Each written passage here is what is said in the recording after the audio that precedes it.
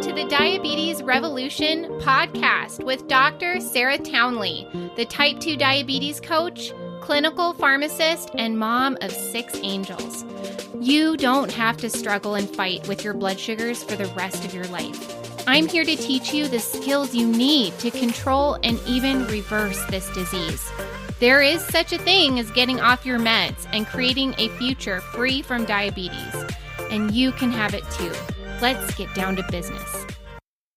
Welcome back to the podcast. I am so happy because I'm finally feeling better after being sick for the last, 11 days. Yeah, I got super sick. My little Imogene, who's about 15 months, keeps bringing me death from daycare. You might be able to tell my voice is a little bit weird today, but you know what? I know you're waiting for that next episode, and I want to give it to you. So I'm going to show up today and share something that I know is probably one of the most important topics I could ever talk about on this podcast. And so I'm glad I'm getting it in here early within those first 10 episodes because this topic will literally change your life. I know every single one of you is going to be able to relate to seeing a blood sugar reading on your glucometer and freaking out. And a lot of us do this with not just our glucometers, but our scales, our blood pressure readings.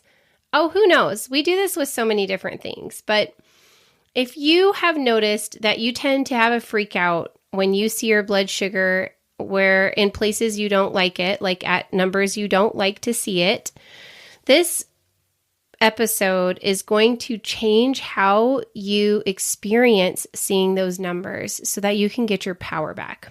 So let's look at some examples. Let's say you go out with some friends and while you're ordering your food and enjoying all of that wonderful conversation and all those people that you love, you make some allowances. You say yes to some things that you probably or normally wouldn't. Maybe you actually indulged in some things that you normally never do. Whatever. You had a good time, and now you're kind of ready to face the music. It's bedtime. You're going to check your blood sugar, and sure enough, it comes back, and it's like 265. Okay? Now, depending on who you are listening to this podcast, 265 could mean all kinds of shades of different reactions, okay? But let's just say you see 265 and you freak out. You're like, oh, you get, so angry or like, I can't ever enjoy going out with my friends again. It's not fair. Maybe a little self-pity in there. I totally, on default, self-pity. You start beating yourself up. Like, why did I do this? I shouldn't have ordered those things and eaten those things. Now I have to pay for it. And then you might even be thinking about things like, I will never be able to enjoy food again. Woe is me, right? All of us can relate to that. Here's another example. Let's say you went to bed last night, numbers looking okay, right? Feeling on track. Get up in the morning and blood sugar's 182. Or let's just say it's 123 for those of you who have really, really good control. And you feel confused. You're like, WTF? Where did this come from? Right? You start feeling fear, like, what's happening? I don't understand this. This doesn't seem right. You recheck your blood sugar. It is right. You just get so freaked out, right? And then you start feeling despair because it's like, what does this mean? Does this mean I'm never going to get better? Does this mean that I'm getting sicker and there's nothing I can do about it? What does this mean? And you just kind of live in this place of fear.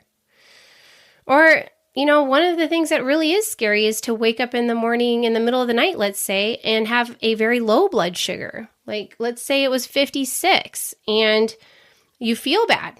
Like maybe you even felt bad first and then you checked it and it was 56. Whatever, it's 56. Freak out, right? Freak out, eat all the things that you can find, check it again, and now it's 309.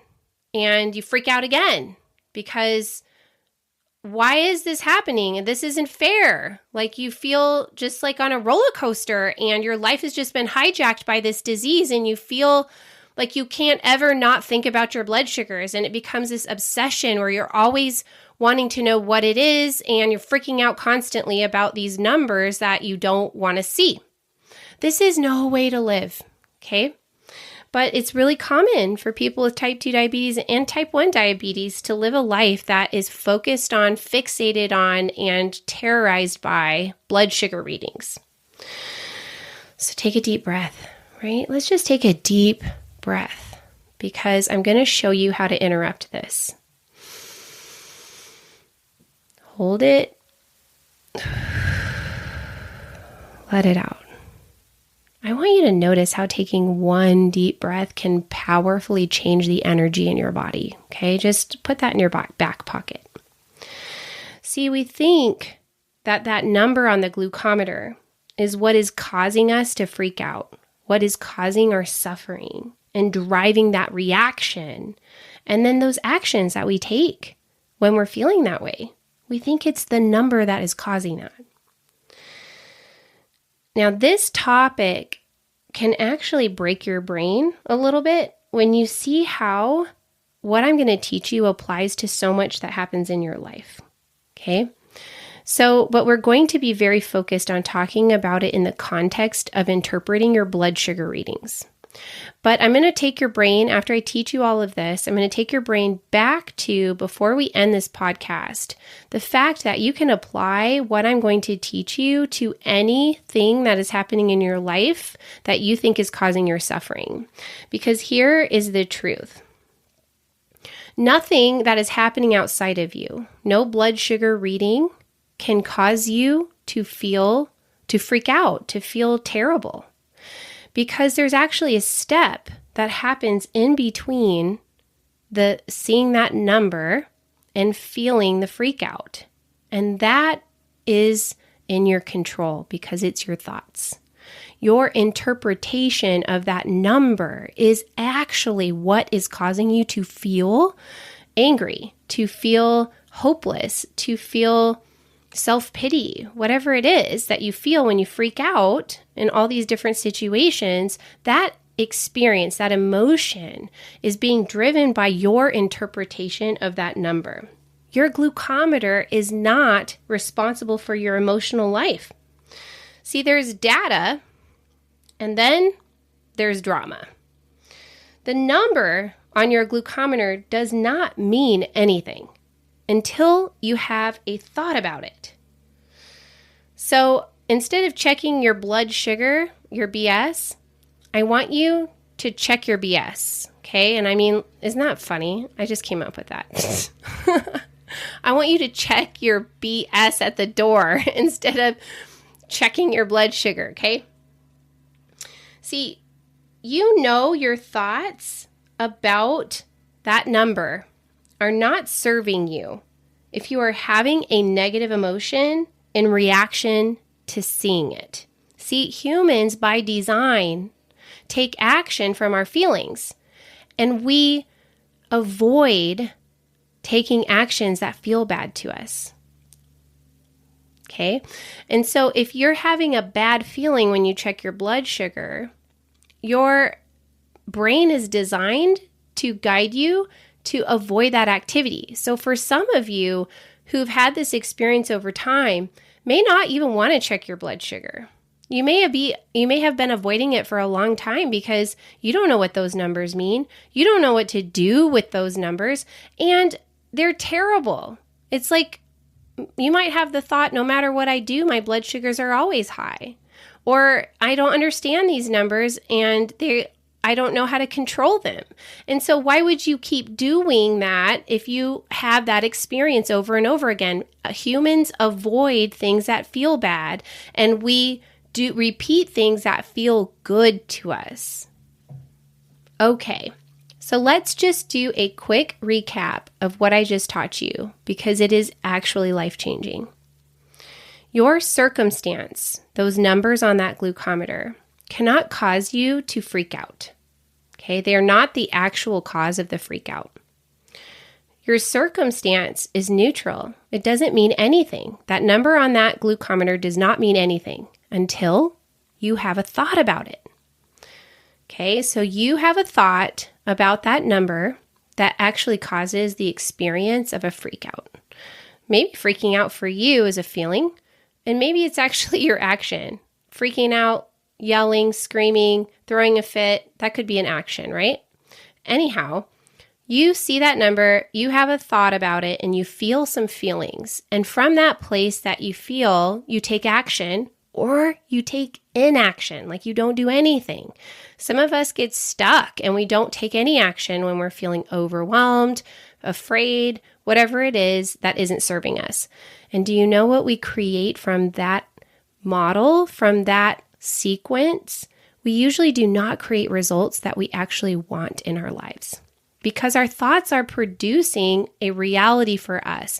And if we have a goal and we want to reach that goal, living in the place of freaking out on your blood sugars is not going to drive you to create a result that is in alignment with a goal that you have when it comes to your health. Okay? So, your thoughts are actually optional. Here's an example. You could have a blood sugar of 115, and you could experience this, like person 1 might experience a blood sugar of 115 as scary. Person 2 could experience it as awesome, right? Maybe they've been rolling in the 200s and it's great to see a 115. Or you could see, person 3 could experience a 115 as totally neutral, like, oh, par for the course, nothing new here, totally what I thought it was going to be. Okay, so how is it that 115 could produce 3 different results in 3 different people or 3 different experiences? Well, it comes down to how that person is thinking about that number. Okay, and so what that means is that your thoughts are optional. You could interpret that same blood sugar reading differently to create a different experience for you that is productive, that is proactive, that is, something that builds a skill. It just depends on what you choose to think about it. This is the best news ever because once you become aware of your thoughts, you can change them, you can pick them.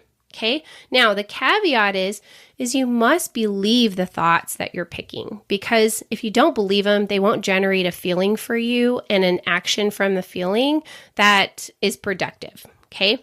So let me just break it down and show you how to apply this information.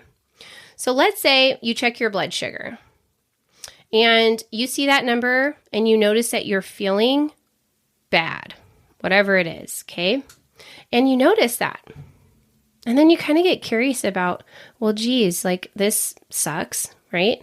I wonder why I'm thinking or what I'm thinking about this that makes me feel bad about it. Okay. And when you ask that question, it's like, why am I feeling bad about this number? You will get your thoughts. You will get to see or take a peek into how your mind has been operating on default, reacting to neutral data that doesn't mean anything until you have a thought about it. So when you get to see those thoughts, what you would normally think in response to that, I want you to also get curious about what would I do from this place? What actions would I take from here normally? Because then you can see the full circle of how you've been living in that place on default. Now, once you can see that clearly and you gain that awareness, most of us will change. I believe awareness is like 80% of the work, okay? But the next step would be to consciously move into an intentional thought process instead. So you might ask yourself, I know what I normally do on default, with this number, but what could I think about this that would feel neutral to me?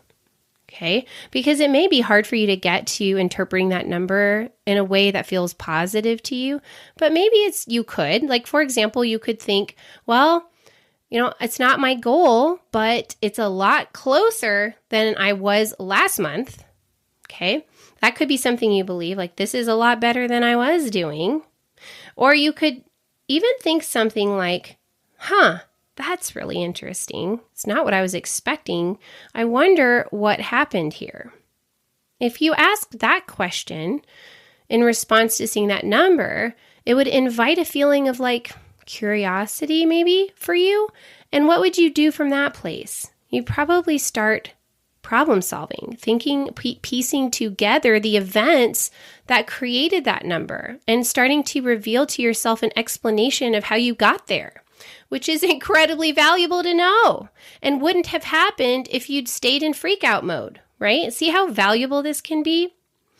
So if you can feel the feeling that's neutral or positive, then you want to make a decision of what you want to do, what action you want to take from this place.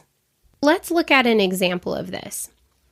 Let's say you decided to order something at a restaurant that you weren't sure about, that you thought might work, like a BLT sandwich, okay? And you were only going to use one piece of bread and use the lettuce as the top, okay? So let's say you went ahead and had a BLT sandwich and it was delicious, you enjoyed it, and then when you went home to check your blood sugar, you found out that even though it was just one piece of bread, you went sky high, higher than you normally ever want to see. Say you were in like 200, high 200s. And you looked at that number and you thought, like normally, right, on default, you'd be like, WTF, I only had one piece of bread. This isn't fair. What am I going to do? I'm never going to be able to eat bread again. How am I ever going to have sandwiches again? And just freak out and stay stuck there and not take any action that's actually productive. Okay, you just beat yourself up, feel restricted, and then think about your future in a very dismal, uninviting way. But instead of doing that, because you notice that's what your brain wants to do, you think, okay, BLT with one slice of bread did not work out for me. Darn it, right? I wonder what I would do instead in order to avoid a spike next time. Like, what could I have ordered on that menu instead? What could I have done instead with this? Like you could have turned it into a salad, or your brain just starts problem solving. The action you take from that place is to decide, do you ever want to have bread again? If you don't, what do you want to do instead? And then just forgive yourself for having made a mistake, but then commend yourself from learning from that mistake. See, every obstacle, every spike in your blood sugar is actually an opportunity to learn something about your body. Like your body is giving you data. It's giving you information about what it does and does not like. And when you freak out, you miss the opportunity to get that message. Instead of freaking out and burying your head in the sand, or some of us will even go overeat in response to this or do something destructive and sabotaging. Instead of doing that, you could train your mind through awareness to get into a space that actually builds your skill set so that you can create a lifestyle in the future that gets you to your goals. This is what I call managing your mind. Managing our minds. I manage my mind too all the time around all the different emotions that I have every day. If learning to live with diabetes has felt to you like a living nightmare, I invite you to examine how you have created that experience from your mind, from your thoughts, and then your resulting feelings. How are you terrorizing yourself with your glucometer? I want to give you a really mind-blowing example. One of my clients recently who reversed her diabetes to the point now where it's too low, like it's in the 4s and she wants to be more like around 5. She was eating quite a few carbs. Like she'd incorporated carbs that were to a point for her that felt very uncomfortable. Okay, like she was at a place in her lifestyle in the past where she ate no carbs and she fasted and she was on a ketogenic lifestyle, always in ketosis.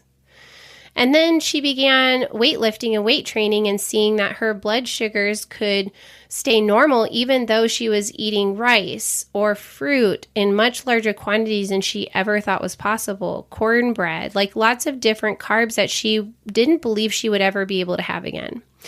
And in that process, she was feverishly checking her blood sugars, expecting terrible news. She was getting good data. Blood sugars were looking awesome, stellar, but yet her experience was really unpleasant. She was feeling scared and feeling, what's that feeling? Like anticipating doom? Like she was going to have punishment or like, is going to get into trouble. Like that was her experience because she didn't understand that she was, instead of, managing her mind with the high blood sugars, now she has normal blood sugars, but she still has to manage her mind around them because her mind is addicted to feeling fear and worry about her blood sugars. And so it's just recreating that experience for her with normal blood sugar readings by having default thinking that catastrophizes all of her readings. Isn't that fascinating? Like, I really want you to understand that this skill of learning how to manage your experience by managing your thinking is something that will serve you and be important for you for the rest of your life. And I told you I was going to do this, but I'm going to bring you to the even wider application of this. Guess what are also neutral circumstances? Guess what else does not mean anything until you have a thought about it? Pretty much everything that's happening in your external environment. Like those words your coworker said to you that made you feel annoyed, or the mess that your kids made in your house. All of these different things are just neutral experiences or facts that don't mean anything until you have a thought about it. Now let that sink in. Every time you have a negative emotion is because of your interpretation of an event or data. That is powerful information. And so I want to also remind you that if you're having a terrible experience of living your life with diabetes, it does not have to be this way. It doesn't have to feel this bad. I can teach you how to manage your mind. And in my group program, you get live coaching with me where I can help you see why you aren't taking the actions that you really want to take, why this feels so hard to you, and how to reach your goals faster and with so much less suffering, because you deserve it. You don't have to suffer to ask for help. You can just come work with me and give yourself the permission to get the support you need in a community of people just like you. All right, I'm going to give you a recipe just to wrap this up.